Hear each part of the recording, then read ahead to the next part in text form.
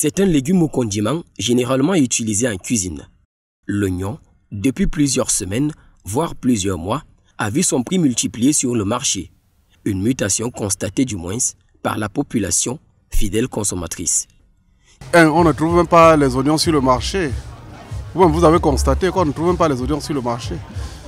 Et le peu qu'on trouve, vraiment, il faut avoir un porte-monnaie très fourni pour payer quelques oignons ici au marché. Si hier, le prix des oignons était abordable et mis à la portée de tous, aujourd'hui, ça n'est plus le cas. Ici, moyen là, 8 à 1000 francs. Ici, 3 à 200. Voilà, filet ici, 17 000. Voilà, filet importé là, on vend à 10 000. Selon des vendeurs, la logistique et la récolte sont des éléments premiers justifiant la surenchère de ces aliments ô combien importants dans l'alimentation de l'homme. Maintenant, on va utiliser ce qu'on a conservé. Tu as compris, non? Bon, on n'a pas encore récolté. Donc, ce qui est conservé là aussi, quittant Nord, venir ici là, ce n'est pas facile. Il n'y a pas la route pour entrer là-bas, charger camion, sortir. Selon d'autres, les causes parallèlement liées à ces changements seraient les fortes pluviométries constatées cette année dans la zone septentrionale. Car, notons-le, cet agent d'érosion n'offre pas un climat favorable à l'oignon, sensible à l'eau. Pour d'autres encore, l'une des raisons à additionner ici est la crise sécuritaire qui se vit dans le septentrion et cela favorise la fuite des cultivateurs, laissant derrière eux leurs plantations. Au finish, rappelons que les oignons présentent de nombreuses vertus dans la vie de l'homme. Ils empêchent la formation des caillots sanguins dangereux, aident à combattre le cancer, fortifient les os, atténuent les symptômes prémenstruels et enfin, les oignons réduisent l'hypertension artérielle.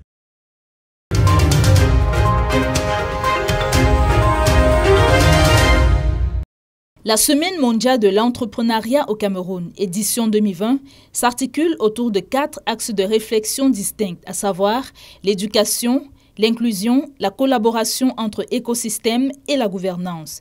Du 23 au 27 novembre, événements et activités sont organisés au niveau local et régional, focus sur la relation entre l'éducation entrepreneuriale et la gouvernance, aussi sur les moyens dont disposent les structures d'accompagnement pour encadrer les jeunes entrepreneurs à l'effet d'un développement inclusif et durable de leurs entreprises.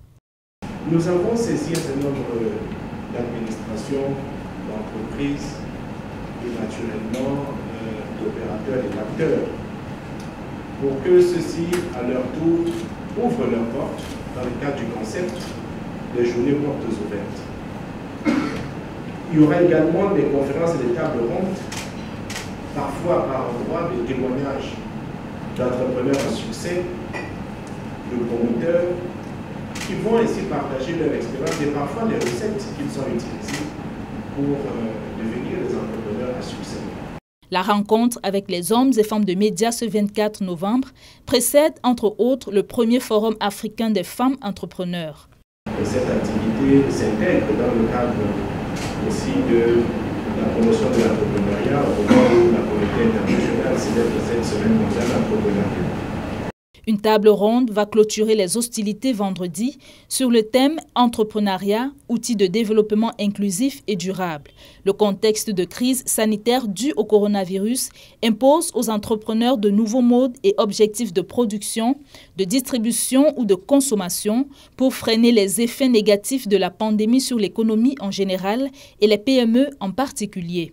En application des prescriptions du président de la République, on a mis sur pied un fonds de solidarité nationale et pour ce qui est de l'appui au secteur productif, dans cette même salle, nous avons énoncé les conditions dans lesquelles les PME sinistrées pouvaient bénéficier d'appui direct à hauteur d'1,5 milliard et finalement les artisans et les organisations de l'économie sociale pouvaient également à leur tour, dans le cadre de la fabrication des gels hydroalcooliques et des masques, bénéficier d'une subvention de 500 millions en termes d'appui direct. Il faut noter que la Semaine mondiale de l'entrepreneuriat est célébrée dans 170 pays à travers le monde.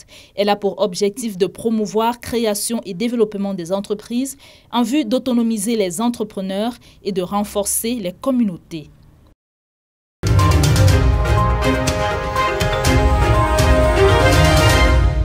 Chercheurs d'emploi, entreprises, centres de formation professionnelle et administration publique, ils se sont retrouvés tous à l'esplanade de la délégation régionale du MINFOP de l'Est, transformée pour la circonstance en un carrefour de métiers, nom du baptême donné à ce rendez-vous. Pendant 2 jours, il était question de donner aux jeunes, encore sur le terrain de la recherche d'emploi, les clés du marché. Aux entreprises, une opportunité de vendre leurs images de marque. Ce dont le jeune a besoin aujourd'hui, c'est d'avoir l'information sur les différentes opportunités et avoir la formation nécessaire pour pouvoir se lancer dans un projet, devenir un projet d'avenir. Et l'entrepreneuriat reste le cheval de bataille pour nous les acteurs de ce secteur et pour le gouvernement, parce que l'entrepreneuriat ici est générateur d'emplois et générateur de richesse. Au carrefour de métiers, la 4e édition a laissé aussi exprimer son aspect innovation. Les chercheurs ont été mis à l'épreuve sur des techniques de rédaction, de business plan. Et c'est lui, le meilleur sorti du lot pour prendre son prix.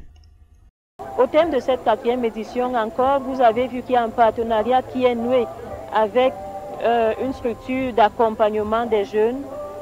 Nous avançons, nous améliorons au fil des éditions. À l'heure de la clôture, les participants au Cambes 2020 ont tous reçu des parchemins synonymes qu'ils ont intégrés que la lutte contre le chômage et le sous-emploi jeune dans la région de l'Est doit passer par l'entrepreneuriat et la formation professionnelle.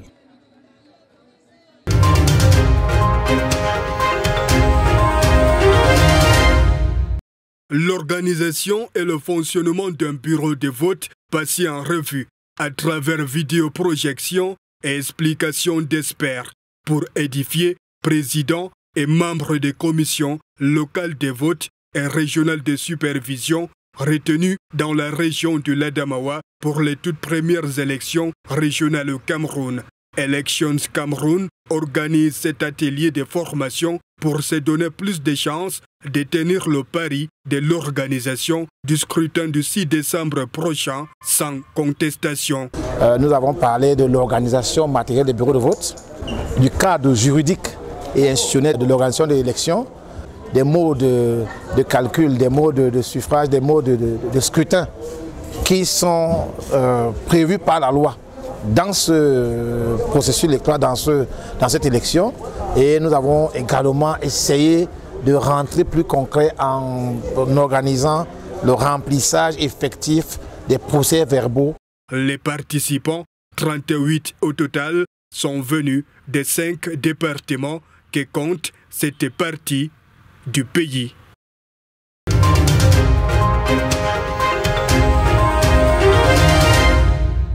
Élection régionale de 2020, la course est manifestement lancée. L'Union des populations du Cameroun est bel et bien inscrite sur la liste de départ. Pour le compte du département du Vouri, le parti du Crabe présente en tête de liste 7 hommes. Je suis Salomon Douala Epalem. Je suis le coordinateur départemental de l'Union des populations dans le Vouri. Après avoir gravi pendant tout ce temps le poste de président du bureau de comité de base, comité central et membre de la section. Pour ce fils du Vouri, le combat contre des inégalités hors des frontières camerounaises aiguise son appétit pour la scène politique. Je suis diplômé en haute finance, diplômé en journalisme. Je dirige le journal La Lettre de la Bourse, qui est un journal d'information économique et des marchés financiers. Donc je suis un chef d'entreprise. Je suis un ancien militant pour le clôturer de African National Congress, l'ANC de l'Afrique du Sud, à l'époque de l'apartheid. Le journaliste de formation qu'il est défend le credo d'un parti qu'il a adhéré voici quelques décennies. Militant de l'Union des populations du Cameroun depuis bientôt 30 ans. Un UPC qui, bien qu'un nombre de conseillers municipaux étriqués, ne se présente pas en victime résignée. Les conseillers municipaux doivent nous voter pour au moins 3 choses. Pour rétablir la justice et l'équité. C'est la première des choses. Ensuite, honorer la mémoire des pères fondateurs de l'Union des populations. Ces pères fondateurs qui, depuis 72 ans, ont pensé à la décentralisation du Cameroun. Et enfin, permettre donc à nous, héritiers de ces pères fondateurs, de mettre en exécution cette pensée. Son programme de campagne est d'ores et déjà élaboré. Il reste qu'il soit présenté aux électeurs.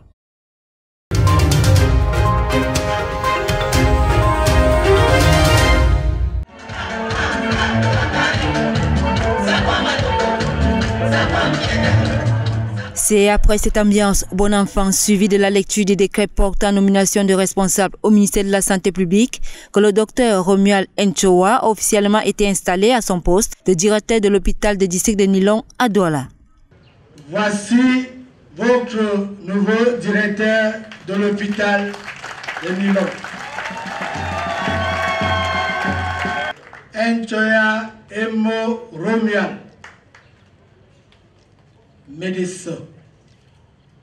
Vous êtes officiellement installé dans vos nouvelles fonctions. Félicitations. Médecin anesthésiste et réanimateur urgentiste, le nouveau directeur âgé de 45 ans aura entre autres comme mission régalienne de privilégier les actions destinées à l'amélioration de l'offre et de garantir l'accès de la majorité aux services de santé de qualité dans une démarche de gouvernance hospitalière irréprochable. La santé de la mère et de l'enfant doivent être le sacro-saint de mission. Il en est de même de la prise en charge des cas, ainsi que de la promotion de la santé, tout comme le renforcement du système de santé en général. Dr Romuald Nchoa, 8e docteur de l'hôpital de district de Nilong, reste à cet effet conscient des missions à lui assigner afin d'atteindre naturellement une meilleure performance des formations de santé. Notre mission dans le sens de la continuité vers l'excellence. Il est temps pour nous de réellement poursuivre les œuvres admirables de nos prédécesseurs et de faire un pas vers l'excellence. Voilà qui est dit. D'où cette franchement de collaboration et l'onction reçue des différents chefs traditionnels présents. Le tout couronné par une sonorité locale bien enlevée au grand bonheur de tous.